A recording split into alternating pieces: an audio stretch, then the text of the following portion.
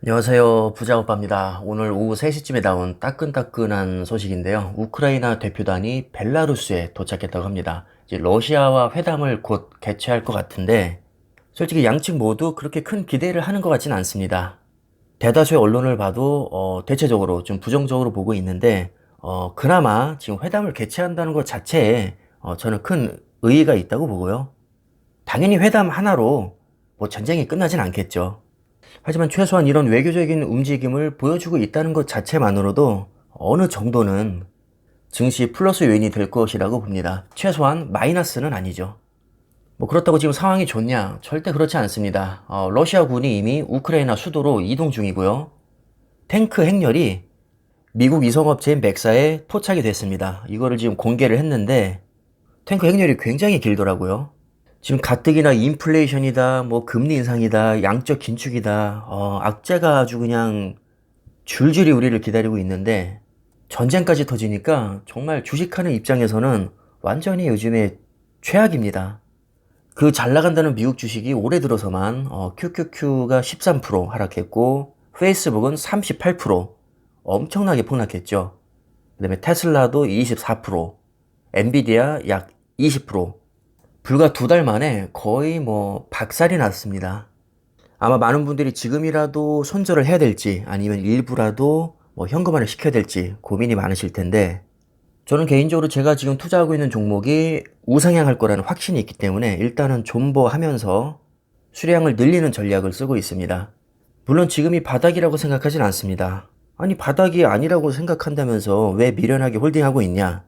제 예상을 깨고 급등할 수도 있기 때문이고 지금은 현금화 시킨다고 해도 저점에 들어갈 자신이 없기 때문입니다. 또 지금이 바닥은 아니어도 바닥에 가까울 수도 있는 것이고 아주 낮은 확률로는 거의 바닥일 수도 있습니다. 이거는 아무도 모릅니다. 하지만 확실한 건 지금이 바닥이든 아니든 5년 후에는 지금보다 훨씬 더 많이 올라 있을 거라는 확신은 있습니다.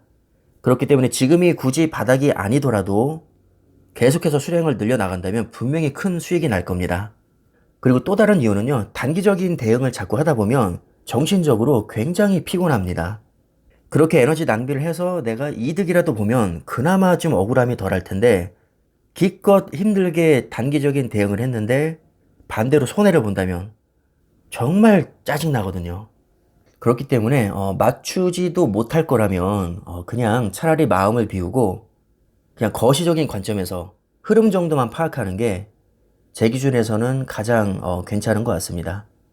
제 말이 정답이라는 것은 절대 아닙니다.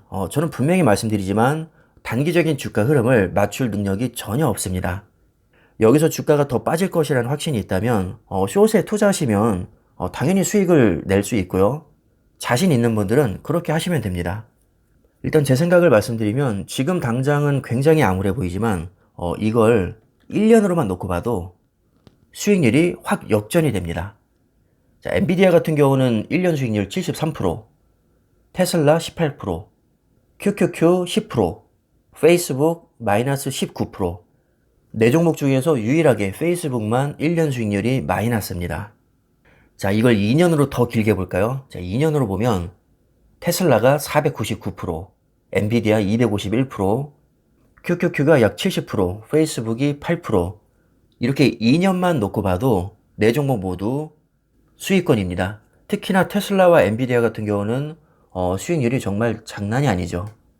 자, 이번에는 5년으로 더 길게 볼까요? 테슬라가 1491%, 엔비디아 865%, QQQ 163%, 페이스북 51%. 이 5년 동안에 좋은 일만 있었냐? 절대 그렇지 않죠. 2018년에 미중무역 전쟁으로 폭락한 적이 있고요. 2020년에 코로나로 인해서 엄청나게 폭락했었고, 테이퍼링, 금리 인상, 양적 긴축, 그리고 러시아와 우크라이나 갈등으로 벌써 작년부터 주가가 많이 폭락한 상태입니다. 이렇게나 큰 폭락장을 지금 3번이나 겪고도 5년 동안 이렇게나 많이 올랐습니다. 심플하게 결론을 내리면 내가 종목 선택을 제대로 했다면 특히나 미국 주식 같은 경우는 장기적으로 우상향할 확률이 매우 높다는 겁니다. 그러니까 저 같은 사람은 이미 기본적인 대전제 자체가 나는 10년이고 20년이고 그냥 좋은 종목 골라서 장기 투자하겠다. 이게 깔려 있는 사람입니다. 그러니까 한 달 동안에 30%가 빠지든 40%가 빠지든 어차피 버티면 오른다는 확신이 있기 때문에 굳이 단기적인 주가에 연연할 이유가 없습니다. 반면 기업에 대한 확신이 없거나 주로 단타를 치시는 분들에게는 이런 단기적인 이벤트가 굉장히 체감적으로 크게 다가올 수밖에 없겠죠. 솔직히 말씀드리면 주식 투자의 정답은 없습니다. 뭐 장기 투자한다고 무조건 수익이 나는 것도 아니고요. 장기 투자로 망하는 사람도 분명히 있습니다. 단타로 큰 부자가 되는 사람 왜 없겠습니까? 당연히 있습니다. 하지만 일반적으로 봤을 때 우량주에 장기 투자하는 게 우리 같은 개인 투자자들이 성공할 확률이 높기 때문에 저는 그 방법을 쓰고 있는 것이고요. 가장 큰 장점이라고 하면 요즘 같은 시기에도 뭐 그렇게 불안하지가 않습니다. 그래서 저처럼 우량주에 장기 투자하시는 분들은 물론 주식에 관심을 갖는 것도 좋지만 너무 정말 깊이 들어가서 세세하게 분석하는 것보다는 이렇게 5년이고 10년이고 차트를 길게 펼쳐놓고 최대한 둔감하게 반응하는 게 멘탈 잡는 데는 가장 좋습니다. 5년 차트만 놓고 봐도 과거의 폭락장이요 분명히 지금 관점에서는 기회였습니다. 자, 그렇다면 엔비디아나 테슬라, 뭐 QQQ 정도 되는 초우량 기업 또는 지수가 5년 후에 지금보다 주가가 더 낮을 확률이 높을까요? 아니면 높을 확률이 높을까요? 당연히 지금보다 훨씬 더 높아져 있을 확률이 높습니다. 가끔 댓글을 보다 보면 정말 제일 답답한 소리가 뭐냐면요. 지금까지 뭐 우상향 했다고 해서 앞으로도 우상향 한다는 법이 있냐? 이런 말인데요. 틀린 말은 아니지만 그런 논리라면 공부 열심히 한다고 해서 좋은 대학에 간다는 보장이 없는데 뭐하러 공부 열심히 하냐? 좋은 대학에 간다고 해서 성공한다는 보장이 없는데 뭐하러 좋은 대학에 가려고 하냐? 이 말이랑 똑같은 겁니다. 그런 논리면 세상에 뭐 할 수 있는 게 아무것도 없죠. 차 운전은 어떻게 합니까? 사고 나서 죽을 수도 있는데요. 엘리베이터는 어떻게 타나요? 추락해서 죽을 수도 있는데. 그리고 은행에 뭘 믿고 돈을 맡기나요? 은행도 망할 수 있습니다. 예금자 보호요? 나라가 망하면 예금자 보호도 못 받습니다. 기본적으로 주식 투자는 리스크를 기꺼이 감수하고 하는 겁니다. 위험한 줄 모르고 무모하게 하는 게 아니라 기꺼이 리스크를 감수하고 과감하게 투자를 하는 것이죠. 이왕 투자할 거라면 확률 높은 미국 초우량주나 우리나라로 따지면 뭐 삼성전자 같은 망할 확률이 가장 낮으면서도 우상향할 가능성이 높은 최고의 종목들에 투자를 하는 것이죠.